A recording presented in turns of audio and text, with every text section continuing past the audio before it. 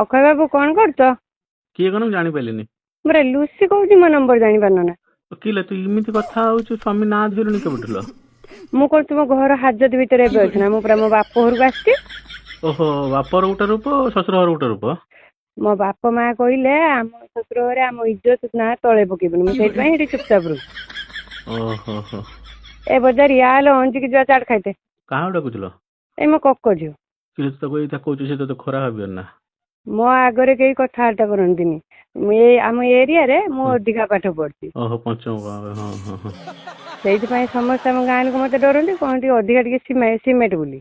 Cement କଣ ହେଲା? ଏଇଲୋ ଅଧିକା ପାଠ ପଢିଲେ ଟିକେ ଚାଲାକ ଚତୁର ହେଲେ କହନ୍ତି ନା ସାର୍ଟ। ଓହୋ, ସ୍ମାର୍ଟ। ହଁ ହଁ ହଁ। ହଁ। ଆଉ ଇଏ ତୋ ମା ତତେ କିଛି କୁହେନି ତୁ ଏମିତି କହୁଛୁ ବୋଲି? ମୋ ମା ତ ମତେ ଡରେ। ମତେ ଥରେ କହିଦେଇଲା ଅଣ୍ଡିଆ ଚଣ୍ଡୀ ବୋଲି। ମୁଁ ତାକୁ କହିଲି ଏଇ ଟକିଆ ପକେଇକି ମାରିଦେମି ଜାଣିଛୁ ନା? ଓହୋ। ସେଇଥିପାଇଁ ସେ ମତେ କେବେ କିଛି କୁହେନି। ଆଉ ଇଏ ତୋ ଭାଇ ଫାଇ ସବୁ କେହି କିଛି କହନ୍ତି ନା? ଭାଇ ମାନେ ବି ମତେ ଡରନ୍ତି, ମୁଁ ଟିକେ ଅଧିକା ପାଠ ପଢିଛି ନା। ସେମାନେ ବେଶୀ ପାଠ ପଢିଛନ୍ତି ନା କଣ? ସେ ତ କାହା ପୋଖରୀ ଗଡିଆରେ ଖଡା ପକେଇବେ, କୋଉଠି ବ୍ୟାଟ ବଲ ଖେଳିବେ, କାଆଡେ କୋଉଠି ନେଇଯିବି ଜମି ବାଡି ଭାଗ ବାଣ୍ଟ ନେଇଯିବି ବୋଲି ସେ ମତେ ଡରନ୍ତି, କିଛି କୁହନ୍ତିନି। ଓହୋ, ତୁ ଅଧିକ ପାଠ ପଢିଛୁ, ସେ କେଡେ 10 ମାରିକି ନେଇଯିବୁ ବୋଲି ନା? ହୁଁ।